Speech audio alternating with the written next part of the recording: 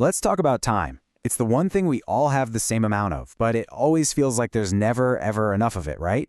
Well, today, we're going to change your relationship with it, for good. Does this sound a little too familiar? Yeah. That feeling of being completely buried under a mountain of tasks, it's universal. It's that constant pressure that makes you just want to shut your laptop and hide. But listen, you're not alone in feeling this way, and it's definitely not your fault. Imagine for a second, what if you could actually get a handle on it all? That's exactly what we're diving into here. We're talking real, practical tools to go from feeling stressed and reactive to feeling focused, calm, and totally in control. See, this feeling of being overwhelmed, it isn't just in your head. There is actual biology going on here. When we lose control of our time and our tasks, our bodies flip into fight or flight mode. Seriously, your brain literally cannot tell the difference between an overflowing inbox and a saber-toothed tiger. And being in that state of panic 24/7, that's the fast track to chronic stress. So here's our game plan for today. We're going to start with the big picture strategy, then zoom into the daily tactics. After that, we'll learn how to protect our time and energy, and we'll wrap up with the single most important first step you can take. Think of it as our roadmap from chaos to calm. All right, first things first, we have to plan our attack. You see, before you can win the day, you have to have a strategy. This isn't about working harder or longer hours. It's about working smarter and making sure you're putting your energy into the things that actually matter. And the first step in any plan is understanding the battlefield. In time management, the biggest conflict is always between the urgent and the important. Urgent things are screaming for your attention right now. They're the constant fires you have to put out. But the important things, those are the ones that actually move your life forward. And they're usually the first things that get ignored. So how do you sort it all out? Well, there's this amazing tool called the Eisenhower Matrix. It's so simple, but so powerful. You take every single task and drop it into one of these 4 boxes. If it's urgent and important, you do it now. No question. If it's important but not urgent, you schedule it. Give it a specific time on your calendar. If it's urgent but not important, find someone to delegate it to. And finally, if it's neither urgent nor important, you just delete it. Get it off your list. It brings instant clarity. Now, here's another strategic game changer for you, the 80-20 rule. It's this idea that most of your results, like 80% of them, come from a very small amount of your effort, just 20%. This forces you to ask a really powerful question. What are the vital few tasks on my list that will give me the biggest bang for my buck? Identify that critical 20%, and that's where you put your best energy. And all of this leads to a huge mindset shift. You have to understand that being busy is not the same thing as being productive. Not even close. Busyness is just motion. It's spinning your wheels.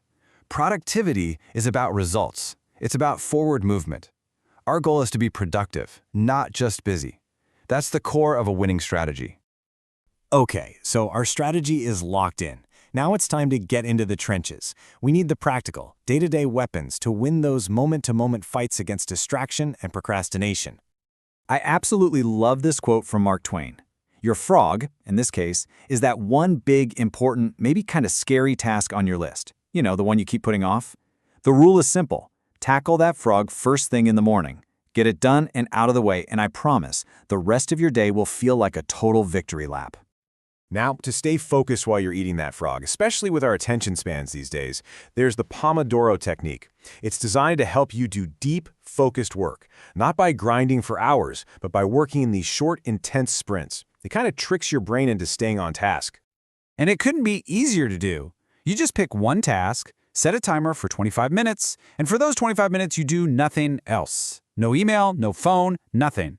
Then you take a 5-minute break. And you have to take the break. That's key. It lets your brain reset. You do that 4 times, and then you've earned a longer break. It's amazing for building focus. And here are a few more quick-fire tactics for your toolkit. Time blocking is where you actually schedule your to-do list items on your calendar.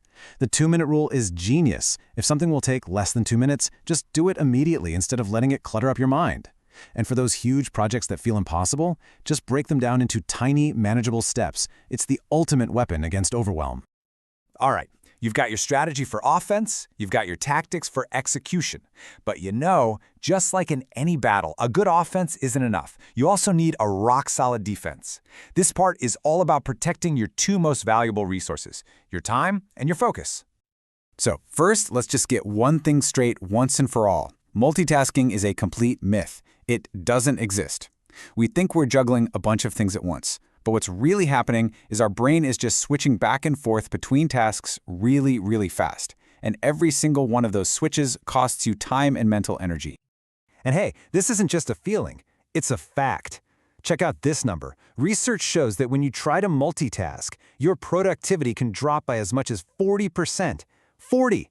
So focusing on one thing at a time isn't a luxury. It's literally the most efficient way to get things done. So how do you build up these defenses? First, you have to be ruthless about getting rid of distractions. Turn off the notifications on your phone and computer. Second, and this one is huge, you have to learn to say no. Remember, every time you say yes to something unimportant, you're automatically saying no to your own goals. And finally, delegate what you can, and please schedule time for yourself. Self-care isn't a reward you get when everything's done, it's a requirement to perform at your best. We've covered a lot of ground, but let's take a step back. What is the real goal here? It's not about becoming some productivity robot with a flawless, color-coded schedule. It's about something much bigger. It's about taking back your life. And one of the biggest enemies of progress is perfectionism. We put off starting things because we're afraid we won't do them perfectly. You have to burn this quote into your brain: progress, not perfection. Getting something finished is infinitely better than having a perfect plan for something you never even start. And that really brings us to the most important point of all. Mastering your time isn't just about getting more stuff done. It's one of the highest forms of self-care there is. When you're in control of your time, you reduce your stress, you build your confidence, and most importantly, you create space for the people and the passions that actually make you happy. So I'll leave you with this question. Don't try to do all of this at once. Just start with one thing. Think about it right now. What's that one big, important, maybe slightly intimidating frog that you can tackle first thing tomorrow morning? Deciding what that is, and then doing it, that's your first real step toward taking back control.